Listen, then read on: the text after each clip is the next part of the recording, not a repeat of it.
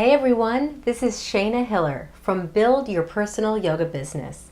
And today I'd like to talk about how to adapt your classes to various levels. So if you're teaching yoga and you happen to have a class full of beginners, intermediates, and advanced, old people, young people, and the whole mix, which does happen no matter what, even if you're meant to be teaching a particular style of yoga, what to do and how to actually hold space for all people so everyone feels like they're receiving what they need.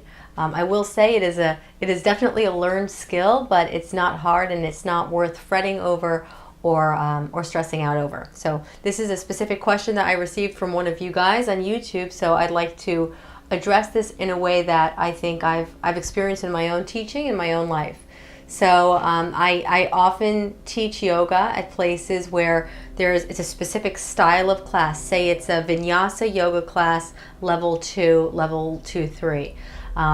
Usually the majority of people that come to those classes are regular yogis, but there are those times when I'll go teach a class and it's somebody's first time. There's a few ways, because you're going to discover your own way, there's a few important points to keep in mind. One, go with the majority.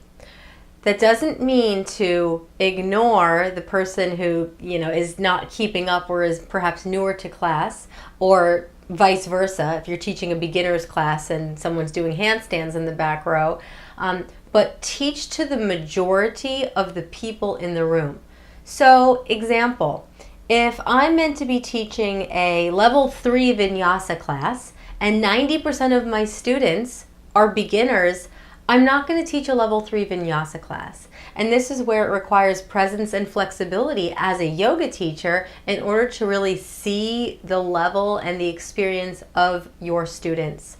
I also suggest before you teach to just ask people, do you have any injuries? This is anybody's first yoga class.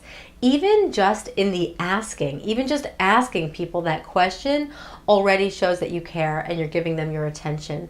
And you can spend more time with newer people, giving them a little bit more hands-on assists and paying attention to them.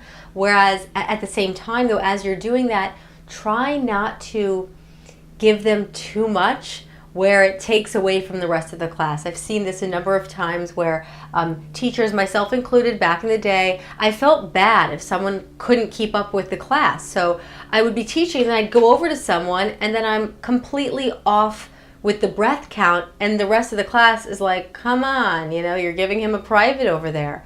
So don't go into giving people a mini private, especially if you're teaching a flow class and the majority of the people already practice yoga.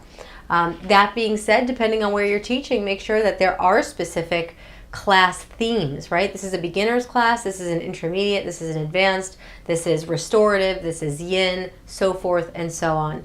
Again, that being said, people will come because the time is convenient for them and they don't know what they're in for. So ask in advance, is anybody a beginner, new, 3 or less classes? Give them some special attention without subtracting or taking away from the majority of the room. You've got to teach to the majority of the room and stay as true as you can to the theme or the level of the class while being present with your students.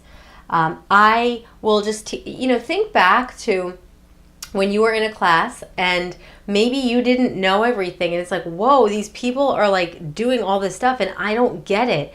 But you came back. I'm assuming you went back to class. I came back to the classes even though I didn't necessarily know how to do everything, or maybe I was still a beginner compared to other people. So just know that even if people seem to be struggling in your class, it doesn't mean that they're not liking it, because especially if you're weaving in some inspiration to your class or you're really honoring your voice and sharing the philosophy of yoga as well, people are going to experience tremendous takeaways. They're gonna grasp those nuggets of wisdom, and even if it's just one stretch that they get the entire class, that's a successful class. Meaning it doesn't matter really what it looks like on the outside. Don't ignore them. Don't take away from the rest of the class by giving them way too much attention. Teach the flow, stay with the breath count, let people know they can rest. Obviously, this goes for anybody, any level of yoga in your classes. Make it say it from your heart. Like, listen, this is your practice. You are the ultimate teacher in this room, and if it's too much for you or if it's not what you came for, know that you can always take child's pose. Again, that's not a ticket to do whatever you want, because you want to maintain a tight container and a structure and really hold the authority as a leader. At the same time, you can rest, right? And again, even that invitation will soften people and make them feel more welcome.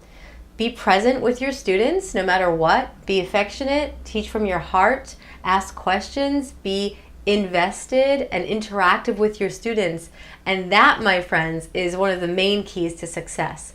Not getting everybody to get every single posture right, but being present with your students, holding space, and letting them know that you care.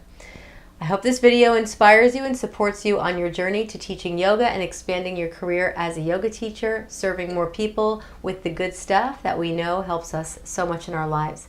So stay tuned for more. If you haven't subscribed yet, please do, below or above, I'm not sure where it is, and ask me questions. Is there anything you want me to cover, any topics? Check out the rest of the videos, and if you haven't already, sign up for the free ebook, The Steps to Building Your Personal Yoga Business. I look forward to serving you. Have a beautiful day.